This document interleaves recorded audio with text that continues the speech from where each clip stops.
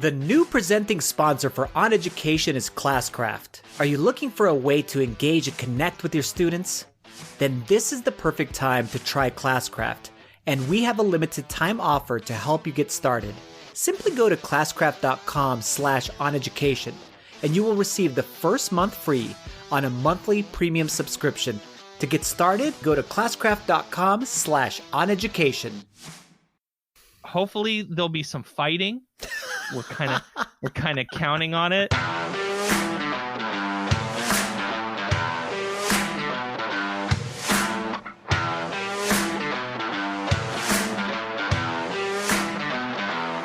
Welcome to OnEducation. I'm Mike Washburn. And I'm Glen Irvin. Friends, we have an awesome pod for you today. We will discuss what is at the root of the Ontario student walkouts and teacher protests. We will debate if there is a better way for companies to spend money than giving away swag. And our amazing guest this week is Dr. Chris Haskell from Boise State University. So how about chat on education? It's going really well. And there's so many people joining in, even people that are new to us, and to the conversation. So it's fantastic. I think that's the best part about it, is all of these people joining in, and then maybe they'll listen to the podcast and then have, be able to have great discussions about all kinds of great things. I mean, that's where we're trying to put out questions that are compelling to people and they want to go ahead and give their take. So it's not like we're trying to outsmart each other. Just give us your take and what you believe. I think it was cool that someone had said that they had never thought of what we had asked before. And that's like, I mean, we've seen tons of Twitter chats. We've been a part of tons of Twitter chats. We've been involved in them and whatnot. And I think that while our format is generally the same, other than it being a slow chat, which if you don't know what a slow chat is, so a slow chat is where the questions aren't like one after another over like an hour of time. The slow chat is questions spread out over a day. We think that there's a huge advantage to this in the sense that, people are busy, yes, right? Everyone's got stuff going on and stuff to do. I mean, I was in a meeting this week during the 12 o'clock question. So, I mean, we scheduled the tweets. It's all planned out on TweetDeck a couple days before, and it goes out automatically, so it doesn't rely on us being there, and it doesn't rely on you being there. And we've had people answering the questions like the day after or a couple of days after. I actually keep the hashtag open now on my TweetDeck because there are actually comments coming through almost daily still on the chat on education hashtag. Yeah. So, I mean, that's pretty cool too. Yeah. And feel free to always come in at any time, even though it comes out on Thursdays at 9, noon, and 3.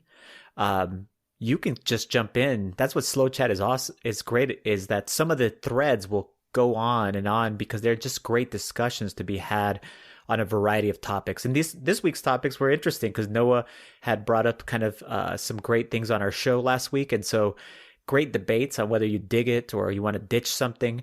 I thought it was a great, fantastic tweet storm there. Yeah, it started slow a little bit in the morning, but I'll tell you, by the afternoon, it was bonkers. I was having a hard time keeping up by 3 o'clock. So Chat on Education is on Thursdays.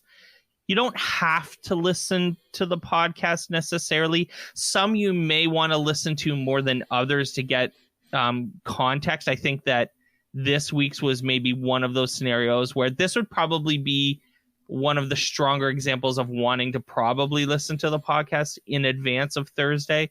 But you don't have to. But listen, there's a way to solve all this, guys. All you have to do is subscribe to the damn podcast. Yep.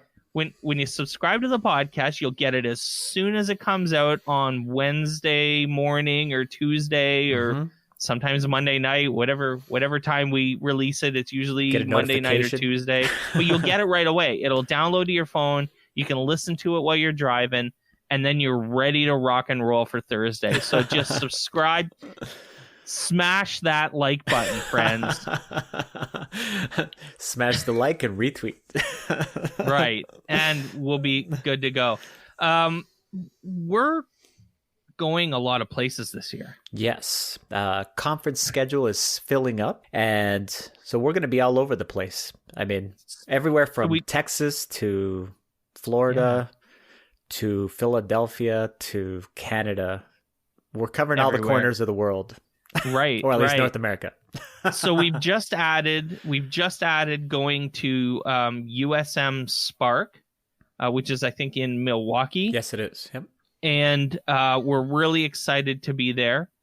So we're going to be there. We're going to have a table there, which is awesome. We're going to have our brand new studio set up there. It's going to be bonkers. So if you're going to USM Spark, prepare to have your minds blown by OnEducation, because we're going to have a background. We're going to have tablecloths. We're going to have a soundboard and microphones. We're about to drop like $4,000 on this new setup. So, well, we want you to come to us too, because we want to be able to have conversations with you. And even if a 5-minute little interview where you get to tell us the awesomeness that you're doing or are planning on doing in your classes, come share it with us. 100%. The best thing about going to conferences is we get to talk to a lot of different people. And even if the conversations are a little bit shorter, we get to talk to a lot more. And it's going to be great. So I have a master list. I think it's worth mentioning just because it is pretty crazy. So we're going to, and some of the stuff is me alone. Some of the stuff is Glen by himself. And then some of the stuff is us together. Mainly just because of travel and work limitations and stuff like that. We're not all in the same place all the time. But here it is. So this month, actually, end of April, beginning of May, is Connect 2019 in Niagara Falls, Ontario. And I'm speaking there. And we're going to have, I think we've already arranged a whole bunch of people. Jennifer Casa-Todd is going to join us at Connect.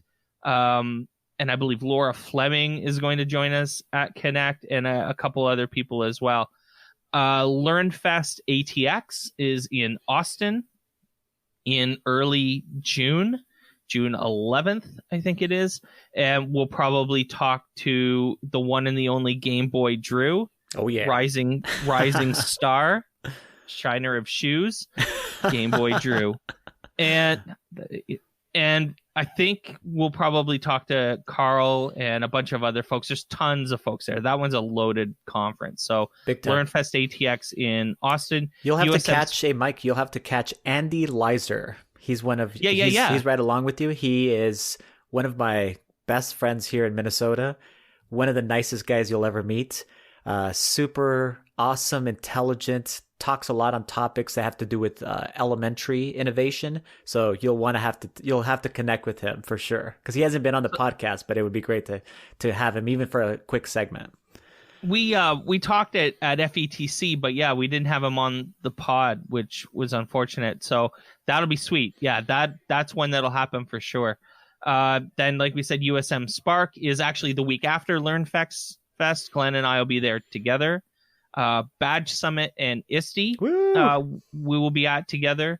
I can come to Badge Summit now. There was actually a question whether I could or not, but I will be at Badge Summit, which will be sweet. I think maybe we'll talk to Noah about setting up the table there too. That would be Let's do it. Awesome. And then we have some conferences we are going to be solo at. I'm going to Serious Play Montreal in July, and I'm taking the family, but I'm going to be hanging out with Paul Davarzi, and we'll have Paul probably talk to us a little bit. Glen's going to Schoology next. Yes, I am. So that'll be sweet. And then Serious Play Orlando, which you're talking at. Yes, Serious Play Orlando. I'm doing a Minecraft session. Schoology next. I'm doing a session at. So this is going to be amazing. Well, ISTE, we're speaking at it too. So, I mean, I don't know if people, we've put it on Twitter and stuff, but if you don't, go on Twitter and do that kind of stuff or haven't seen it, we actually have a session at ISTE in an amazing room. Right, Mike? Yeah. Yes. I mean, not to get the hype train rolling too much, but I'm going to get the hype train rolling a little bit because holy crap, this thing is going to be huge. So we're doing a featured panel at ISTE. We're in a theater, which is bonkers. It seats about 600 or 700, I think maybe 800. And it's going to be videotaped. It's going to be on their Vimeo channel. And they're giving us the audio so that we can put it on the podcast after. I actually have had to have meetings with ISTE about the logistics of this. So it's a big deal. So this is with Glen and myself and Mike Matera. Woo! And Don Wettrick. Don Wettrick. What a combo. So hopefully there'll be some fighting. We're kind of counting on it. We're gonna. I know I'll be laughing. We're gonna bring the controversy. Oh yeah, it's gonna be funny. Anytime that Wettrick is speaking, I'm just cracking up because that guy's just, oh man, he's hilarious. So that's that, and then FETC in the winter in January with Glen and I, and hopefully we have the same setup as we had last year, which was pretty sweet. So that's, I mean. That's a lot of stuff. So 4 conferences last year, 9 this year. We're doing pretty much exactly what we said we wanted to do, and it's all kind of happening. So it's been a big week up here. Yeah, it's been a bad week up here. Yes, a bad week, but people are standing up. You know. Oh yeah. Yes, and the voices are being heard. So tell us about what's happening in Ontario. So we're gonna have Merritt Stiles on the podcast next week, but because we need someone to respond to this, so I don't want to get into the intricacies of what's going on. All that I can say is that there are a lot of issues surrounding the Doug Ford government. It's a heavily conservative government, probably the most right-wing government we've had in quite some time. Very Trumpian, even in a lot of ways, which is ridiculous. It's hard to understand how it actually happened. But we're talking about cuts to full day kindergarten. We're talking about class sizes being dramatically increased. Yes. In particular in high school, the cell phone ban and funding for things like support for autism in schools, all being slashed dramatically. Like it's really quite awful. Like it's hard to even believe that we got this far. But there's been a lot, like Glenn just said, the people are kind of fighting back here, which is amazing. And I think that the public is finally on our side as well. So on April 4th, there was a walkout by students. So students just decided, it was mostly high school students, said, we want to have our voices heard because this affects us. So they walked out and had huge protests all over all over Ontario. Kids were walking out of schools. Elementary schools got engaged in it as well. And it was pretty powerful. It got to a point where actually Doug Ford had the nerve to suggest that the unions were the ones that were forcing or putting kids up to walking them out. That's the typical move, man. That's the typical move. Yep. Right. So that was April 4th, and it was a pretty big deal. It was all over the news, it was awesome. And for the record, I mean, we're talking about tens of thousands of students walked out on April 4th. I can guarantee you that, I mean, I'll admit there are teachers that have expressed their thoughts on what's happening, but no one's forcing kids to leave the classroom. I mean, it's the most ridiculous assumption, and it's offensive. They don't care. Obviously, they're trying to turn the tide in terms of, the public opinion by blaming teachers and unions, because that's what they do. But there's no way that this was put up to kids like you gotta do something. There's a great quote here, Mike, a tweet that was sent out by a student, and she says, we aren't doing this to skip class. We aren't doing this because teachers told us to do so. We're doing this because we're angry. We will not sit back and watch our education be ruined by adults who see us as nothing. That's a great quote. Hashtag right. Students say no. Yes. Well, I'm a big proponent of youth. I don't know how to say youth suffrage. I believe that kids should be able to vote at 16, for example. I've been kind of banging that drum a little bit for a while. So, they're having their lives impacted and they have absolutely no say and they have no vote. So they have nothing to fight back with. I think that, and as far as like, they're doing what we've told them to do. We've taught them how to be assertive and represent themselves and like stand up for what you believe in. These are the things that you're doing when you walk out in protest. It's civics and it's important. So, good on them for doing it. That's for sure. Yes, absolutely. Of course, your Doug Ford did say it's absolutely shameful they're using our students for a bunch of bonds. It's like, oh man, I've seen this is the exact same playbook, man. That's happens in the United States. It's the exact same playbook. So yesterday there was a giant protest in Toronto at the what we call Queen's Park. It's basically the buildings, the Parliament, the Ontario Capitol buildings. And I think the number was 30,000 people. So huge protest. Yeah, ginormous. Crazy. Yeah. So we're definitely huge rally, getting the word out. Everyone's talking about this. It's funny. I was at a little conference, a little local conference yesterday morning, and it came up. And it's funny. A lot of people were disappointed that the conference ended up being on the same day as this big rally. But I can tell you that they're still talking about it even there. And it changed some of the narrative. It turned into an idea that, there's solidarity there, that we need to support each other and row in the same direction, and that we can't let folks like Doug Ford, blame teachers when kids walk out, or, blame teachers for standing up for themselves and for what they believe in. Doug Ford didn't even graduate high school. Really? And no, that's strange. And to run to be he's not even qualified to manage a retail store, let alone to run the government of Ontario. So that's crazy. Crazy. I don't know what to say. So the reason they're protesting is there's a proposed elimination, right, of like more than 3,000 teaching jobs, which would be, that's a significant number. Yeah. Well, so what's going to happen with that is that they're not. Yeah. So they framed it as they're not rehiring people who retire. Okay. So they're not filling spaces of people who retire. But the boards are still cutting like other jobs as well.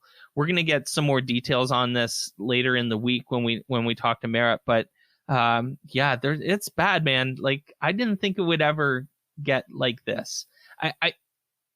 We kind of called it. We had Peck on and talked to them before the election, and we knew that Doug Ford was bad. I'm not sure we knew that he was this bad. So everyone likes swag, I guess, and they certainly give away a lot of it at conferences. So when we come back, we're going to talk about maybe a better way to spend that money than getting another pen. Do you have plans to attend the ISTE conference this summer? Come one day early and participate in the Best Hidden Gem conference in the United States. Badge Summit 2019 will take place on the Temple University campus in Philadelphia, Pennsylvania on June 22nd. There will be lots of wicked smart educators to collaborate with on topics such as digital badges, credentials, gamification, and more. To learn more about Badge Summit, simply visit bit.ly/Badge Summit. All right, welcome back to the podcast, everyone. Really cool article came across our feed on EdSurge this week about a company called Okta. Decided to go a bit of a different direction in terms of swag. They have their own annual kind of conference, their own annual get-together. And we've been to these. Schoology is actually probably the best example of this as a comparison, Schoology Next.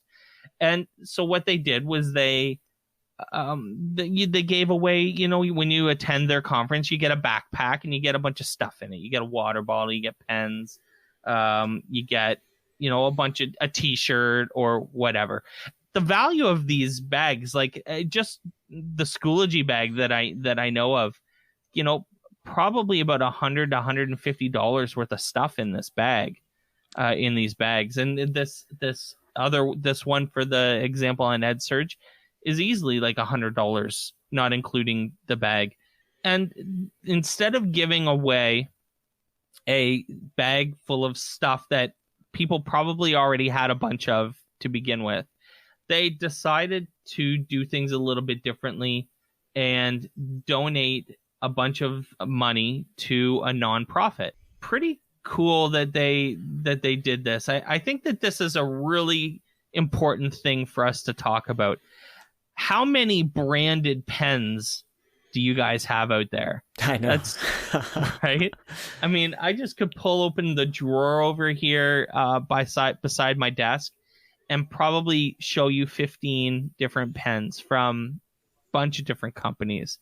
Nearpod, Schoology, Amazon, Microsoft, everyone, has these pens. For example, styluses were a thing. Oh yeah, at they one were huge. point, everyone was giving away styluses. I mean, shirts aren't always a thing, but I mean, I have a Nearpod shirt. I have a shirt from a company called Piper. I have Wonder Workshop shirts. There are shirts, and the backpacks are the thing that my wife loves and I hate, because we have tons of backpacks and bags from these conferences that I've been going to over the last 2 years in particular. Got a bag at every damn conference, Glenn. Yes. And if you don't get, this is the commentary that I've heard too from people. That's interesting comparison here. But if you don't get good stuff in your swag bag, then people are already enraged right away. Day one, if they look in the swag bag, it doesn't have a water bottle, a t-shirt, and a wide variety of very useful things, very not useful things, very cool looking things that you will never use again, then you are already enraged. You're mad about the conference itself. So yeah, no, I actually love this idea as far as being able to go ahead and use those funds, that money, and then do a big deal about it. Maybe in their opening, not only the keynote, but a video where they actually show what they did with the money. Sure. And then do it as, hey, here's where your monies actually went to. Normally we would give you guys a bunch of stuff that you already have or things that you're going to just throw away. Instead, here's what we're going to do: high impact in the local community, whichever one it was. Man, that would be amazing. In this case, they're talking about, giving things away like winter jackets, or give the backpacks away to people who need backpacks, instead of them to conference goers, and so on and so forth. I mean, the money is significant, though. The investment in advertisement, thousands, advertisement swag is huge by these companies. And so I don't know if people are willing, by people I mean both the participants and the companies themselves, are willing to go ahead and pull back on that, because that's kind of like you just said. You open up a drawer and you have a Nearpod thing in your mind. It's like, oh, Nearpod, yeah, I forgot about Nearpod. It's like reminding you of that specific product, Sure. And that happens a lot. I mean, as far as, and the participants love these kinds of things, I think, for the most part. Some people, they do. Some people are like, I don't really need all this junk. But I know, for example, friend of the podcast, Stephen Rayow, he went to some conference in New Jersey, and he showed us, he put all the items on the table that he collected, on his kitchen table. And I swear there was 1,000 things on there. From him just going around to these different, booths, and then collecting the items at each booth. He should have took a picture of that and posted that on Twitter. There was, except for the pens, maybe on there. I don't know what else was useful on there, except they were branded items of a variety of sorts. The people do love this stuff, because you know how you know it, because people tweet out when they get, when they're part of an advocacy community, and you're a Flipgrid ambassador and your Flipgrid shirt just came in the mail, and you're like, holy crap, look at my Flipgrid shirt. I'm going to put it on Twitter. I'm going to hold it up and I'm going to smile, and I'm going to be like, I'm so proud to be a Flipgrid ambassador. Yep. Look at this sweet shirt I just got. And we know that people love this stuff, and there's some nuance to this. There's partly part of this is being proud to be an advocate or a recognized member of a certain community, and appreciating that the company is willing to spend money. I get that stuff, but think about, from a company perspective. I'm thinking about this from a business side, because you mentioned, for example, like the reminder, the idea of the Nearpod pen is that you pick up the pen to write something, a note, and you're reminded of Nearpod every time you look at the pen, and you think, oh, I should try to give that a shot, do something with Nearpod sometime soon. Think about the hay that you could make. Like, and I'm saying, like, companies should use this as an advantage. I'm not saying not to. I'm make all the hay you can, man. Make that video about you donating the $10,000 or whatever to some place. Make a video, tell everyone what you're doing, because it is an opportunity. Not only are you doing something good, but I mean, use it for marketing. That doesn't bother me. But like, to put an insert into the ISTE conference bag, I mean, we know this because we asked. It's not cheap. No. Just to put a damn sticker in the bag. Not only did we have to buy the stickers, and we're talking 20,000 stickers. Mm-hmm. I mean, we're talking thousands of dollars just for the stickers themselves. You have to pay. And then pay to play, baby. paying for the privilege to put the sticker in the bag was easily like $5,000 or $6,000. Woo. That's expensive. I mean, it's an $11,000 sticker. Yes, it is. It better be a good sticker, man. Right, and our stickers are awesome. Yeah. And to be honest, I love stickers. I have them on my podcast laptop. They're covered in stickers of all of our friends, and I don't have a problem necessarily with the stickers. I love and the stickers too. Yeah, stickers aren't expensive. I mean, we have the one that we have now. I mean, but you buy 1,000 stickers for like $100.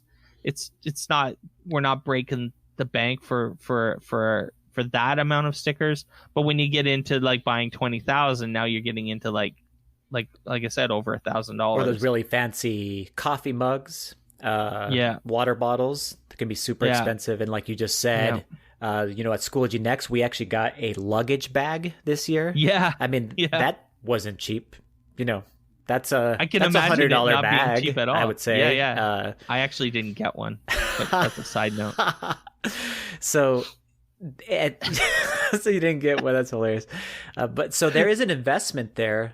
Could they turn that into some, they give some things away, but then they show like, hey, because you attended this conference, you actually helped for us to provide this amazing thing that we now did for our local community, and we provided whatever it was. In this case, they talked about backpacks, or they went to local schools that needed supplies, and they just gave all of that supplies away. So it would be pencils, pens, paper, etc., notebooks, backpacks, everything else that you would say, here's all the stuff, you guys can just have it. Thank you. And that's awesome. 100%. Yeah.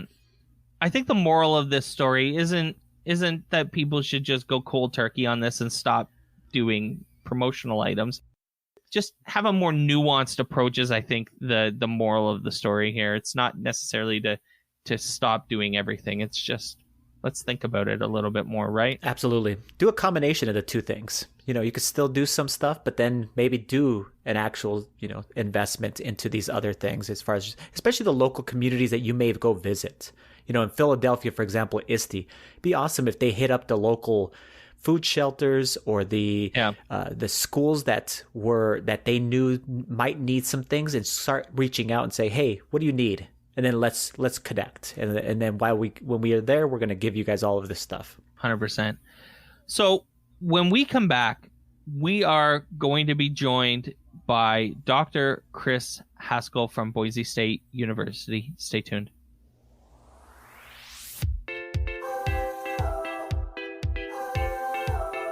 So welcome back, everyone. We're thrilled to be joined on the podcast today by Dr. Chris Haskell. Chris is a professor at Boise State University focused on educational technology. Recently, Dr. Haskell has been building up one of the best collegiate esports programs in the country. Welcome to OnEducation. It's good to be here in this sweet little digital room that we share. Here. I know this is an interesting space where we can actually see each other and be able to record at the same time.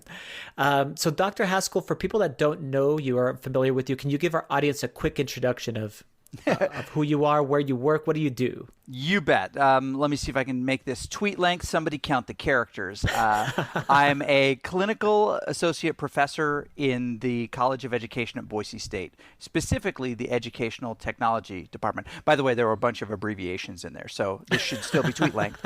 And I'm in my 11th year as a professor at the university. Before that, I taught 8 years of high school.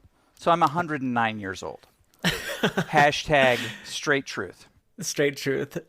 So my connection with you, I think I should go ahead and talk about that first. Is full disclosure? Yes. Yeah, for the Irvin report. Okay, yeah, exactly. I actually don't. Where I'm at right now, as far as in my career and what I'm doing and what I'm working with teachers and being able to go ahead and do things, I definitely attribute it, and I've told you this several times, to taking a course with you, teaching and learning in virtual worlds, where I just got so inspired by looking at things that were I thought were in the future were already happening now in today's world. And we were able to go ahead and experiment with things. And then I was like, I can push myself beyond where I'm actually at and then do something really progressive, really something crazy. And that's when I decided to go ahead and pitch the idea to buy Minecraft for my school. Yes. And then that started this journey that I'm on right now, and then continuing to be on, actually, with this, even with this podcast and meeting Mike and doing all of these things. So thank you, first of all. Well, you bet. and I'm sure there's a lot of people out there with that exact same thing that want to thank you for kind of pushing us and inspiring us to go ahead and really take the risks that are there, and then being able to reap those rewards with our students and all of the great things. So I guess the first thing I wanted to go ahead and talk about, Dr. Haskell, is Mike and I discuss esports on the show quite often. And it seemed to get nationwide headlines when Ninja was on the cover of ESPN, the magazine. Mm-hmm. So give us a rundown on the state of esports and its explosive growth that has happened both at Boise State University and throughout this country. You bet, but I will do it on one condition, and that is that we touch back on this discovery that you made a couple of years ago that I think brings you to the place that you are now and the discoveries you've made. Is that fair? That's fair. Okay, a little quid pro quo here, Clarice. Okay. All right, so esports is competitive gaming, right? It is organized competitive video game against different teams or institutions. If you think about it that way, it's not you and I just jumping on and playing some Overwatch together late at night, or you abusing me at Hearthstone. We don't even want to talk about that. That is one of the taboo subjects. It's not necessarily that. That's just gaming. Mm-hmm. Esports is the organized intercollegiate, interscholastic, league-related gameplay, and this is really important, the media and storytelling around it. I truly believe that there are two sides of esports to make it an esport. One is the competitive element that everybody sees. The second one is the storytelling around what we do. Football wouldn't be a sport. Baseball wouldn't be a sport. It's kind of barely a sport. But it wouldn't be a sport if there were not fans and storytellers around it. The storytellers are necessary to help the fans understand why we're watching and why it's important.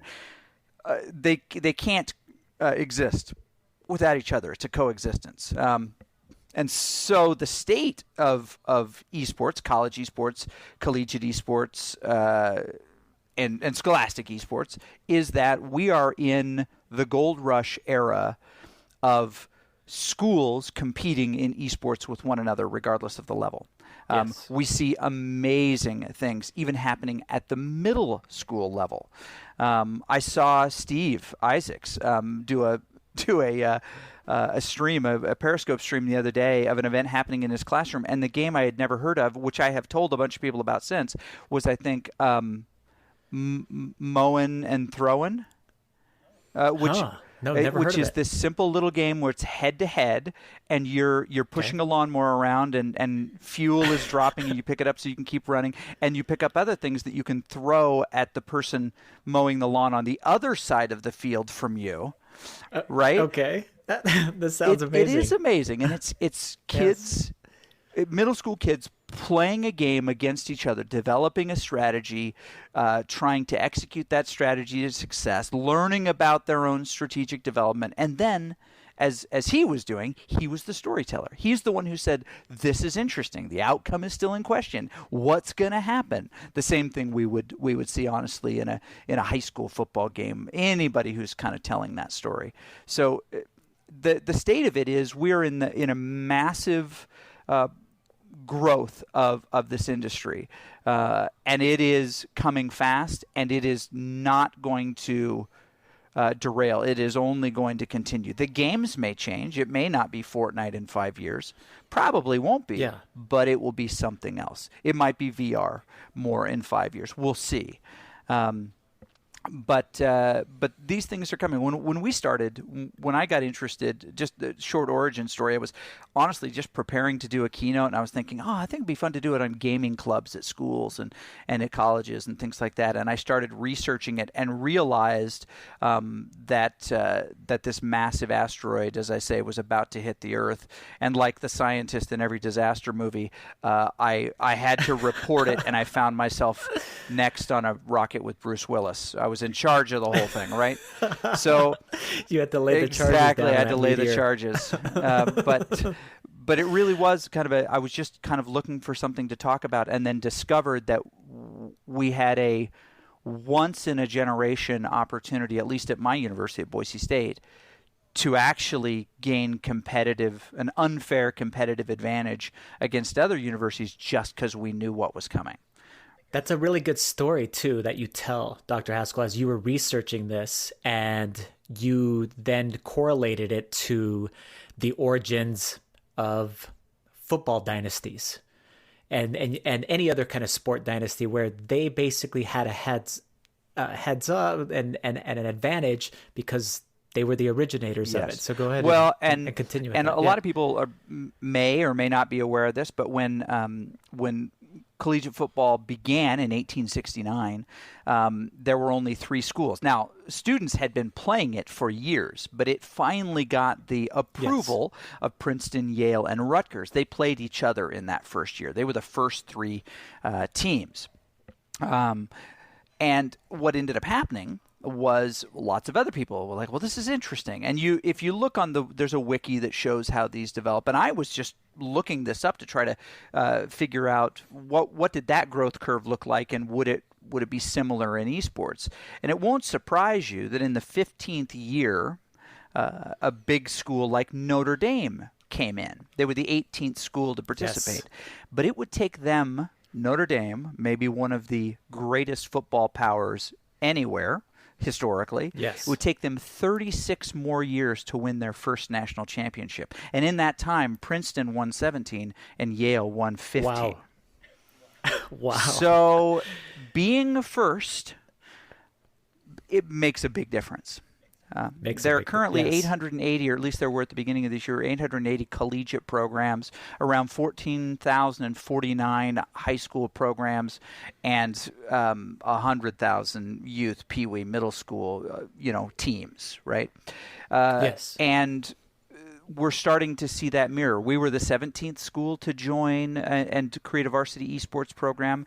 There are nearly 200 today, and we've only been active 18 months. We've only been a program for 18 months. That is crazy. So getting to, I think that there will be a singularity moment where we cross over, where there are more collegiate esports programs than there are college football programs. For the very nature that it can be more inclusive via gender and ability, it fits more comfortably into STEM careers than, say, football. And I'm a huge football fan. I don't want it to ever go away, but I can understand why a university or a high school would choose it. Also because there's very little travel involved. Most of what you can do is right at your school. And I think this is one of the most interesting things that no one's talked about a ton of, but we actually can have a positive influence on screen time. People are worried about screen time. Well, yes, they are. Our college athletes are limited to 20 hours a week, and we track that. You know, they're already in the tools that allow us to track their participation. So those kind of data points are points we can have conversations about. You know, we've got 20 hours to work with them. I can take 4 hours of that a week and have it being a walking strategic talk along the greenbelt.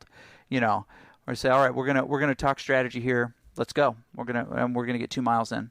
Yeah, I think a lot of people don't understand what you just finished explaining too, that it's much more than just kind of having a gamer kids kind of get together and then they just play games, that it's the same type of deal that you would have as far as in football or any other type of sport where you need a coach to guide you along and then basically form a sense of community, strategies, and all of those things that us, you know, I was a former coach also, that we do to be able to go ahead and get our team to do the best that they can possibly do, you know, within whatever their skill levels are.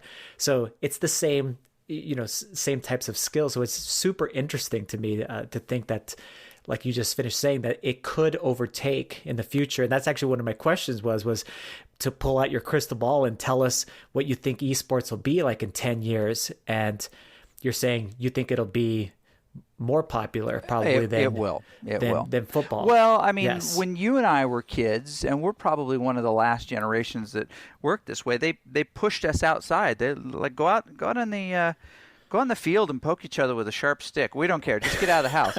And now just get out of we're here. More concerned. Oh, well, we don't want you to poke each other with a sharp stick. So maybe you guys ought to stay inside. We've been pulling our kids in. So we've done this to ourselves, helicopter parents. You know who I'm talking to. That we want our kids safe. And part of the cost of that is that they don't play as many physical sports, but they still have the same competitive interest. And they do that. They play these games. Yes. So the games will change, but I truly believe, and evidence has proven it so far, that this is going to continue, and it's going to be massive. And we're at the early stage right now. A lot of people would refer to that as the gold rush. You know, where just being early, just being in the space before anybody else gives you some competitive advantage. But the next phase of it will be the arms race, the infrastructure race, which is really interesting and compelling. So many of our listeners will want to know, Dr. Haskell, the process of how to take an esports from a club. Because a lot of I think principals and administrators at different levels are more than willing to listen to the idea of esports as just this club, this thing that happens, you know, kind of on the side. But how to make it a full-fledged, recognized, and sanctioned sport at, you know, in your case at a university level, or in my case at a high school level. Like, what's the process there, and how, you know, what have you learned? Okay, so here, and this refers back to the question that you promised me we're going to talk about at least at the end here, which is the grand discovery is that, and you discovered this when you said, you know what, I'm just going to launch into this and create some stuff in Minecraft, not because it was proven at your institution, not because anyone had done it the way you had done it, but you believed you could do it. And you thought, you know, I've got a really good work-life balance right now. Maybe I should disrupt that. That's the other consideration, right? Because you're not creative in education if you're just focused on minimum job requirements, right? Yes. You are, I mean, and your listeners are creative educators. They're doing things that they've not seen other people do. Or they've seen somebody do something similar, but they put their own spin on it. And that is the entrepreneurial character that you have to have in education, in ed tech, in gaming and ed, in all of this. You have to have that, I believe, and therefore I'm going to create. It's not going to be perfect. I'm going to screw some stuff up, but in the process, I'm going to get amazing results out of it, even if it's not the amazing results I expect going in. It is that, as you know, it is that kind of that approach of it will be much easier to show people what I've accomplished than it will be to get permission and approval to do what I want to do. They won't understand it. People didn't understand Jobs or Einstein or Steve Isaacs. Make sure I get credit for that, right? Nice. Right. He's been mentioned now in the podcast every single time. Podcast. Well, or really like a Peg Sheehy, a Lucas Gillespie. I mean, these are people that I have a tremendous amount of respect for, and there's a huge list, but they dove in and said, I believe this, and I'm going to make it work, and it's not going to be perfect, but let me show you what I mean. But so to answer your question, and I artfully dodged it, so I hope I have your vote in 2020. The issue that you have to wrap your mind around real quick is that you don't necessarily have to join a league. You don't necessarily have to create a facility. You don't have to have permanent space. You don't have to have all of these things that you see other people have. Maybe you can get those things, but all you need to do to create an esports club on a campus is interested students and someone to play.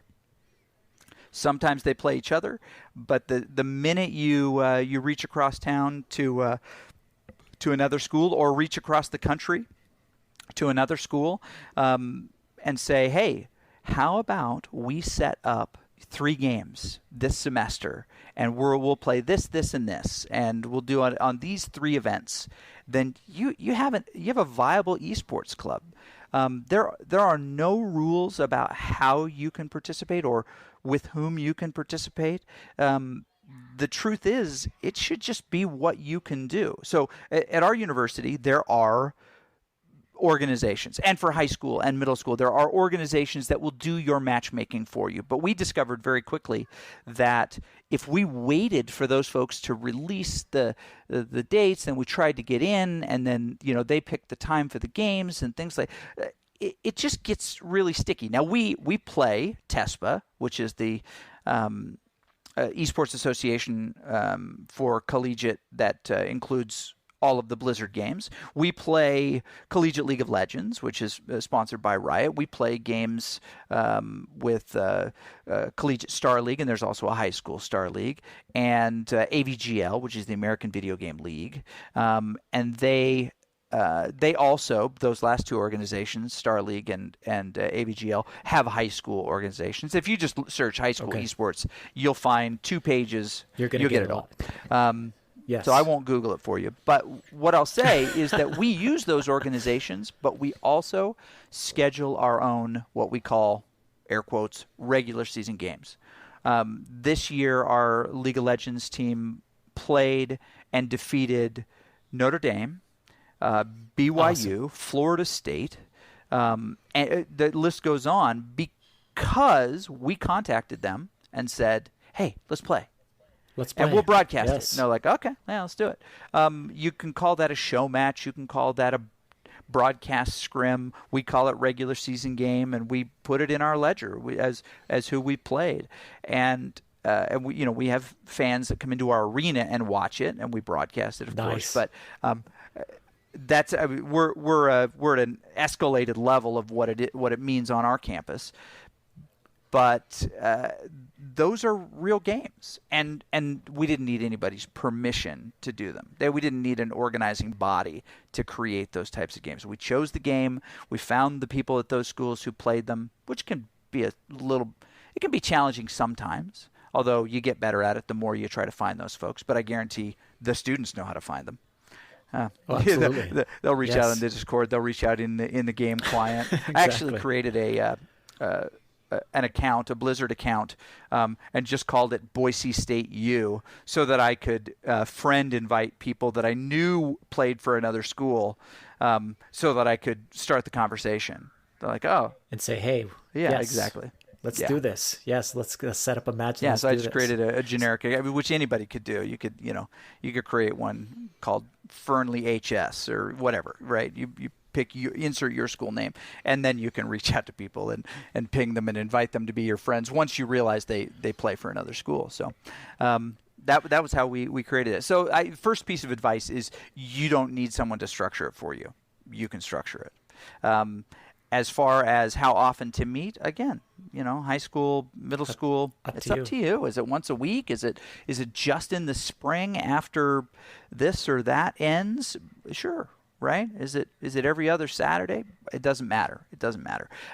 We practice like a college team does in other sports because we're a varsity college program that offers scholarships and is trying to attract students. And again, we're trying to fit into the athletic model on our campus, even though we're not connected to athletics, mostly so that people will understand and appreciate that what we do is exactly like what they do. Our field is digital. That's the primary difference. So, Dr. Haskell, if we have educators, listeners right now that want to connect with you, to want to learn more about this or game-based learning or anything else that you're just an awesome resource to be able to talk to, how can they get a hold of you? You know what? Twitter has proven to be the best resource for me, and at Haskell is my tweet. You're like, wait a minute, he got his last name? Yes, I'm so old. I got my last name because I was there on the first day of Twitter when it was still just in the mail. I don't know. A lot of people don't know this. Twitter used to have to put a stamp on your tweets, and you would send them. It's the old days. It was the golden days of Twitter. Yeah, and my wife would just see me standing out there by the mailbox saying, "Honey, get off Twitter." So. Thanks so much for joining us, and we'll have to have you back again. Live your dreams, people. Thanks for listening to OnEducation. My name is Mike Washburn. My co-host is Glen Irvin. Want to get in touch with us? Check out our website at oneducationpodcast.com. You can tweet us at oneducationpod. Glen is at Irv Spanish on Twitter. I can be found on Twitter at Mr. Washburn.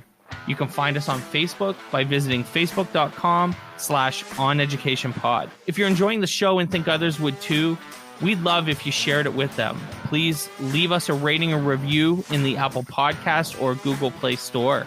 When you leave a rating, it gives our rankings a boost, and this helps others discover the show. We want to thank our presenting sponsor, Schoology, for supporting us. Check out Schoology.com to learn how they can help you advance what's possible. Thanks as always for listening. Stay awesome, and we'll see you soon.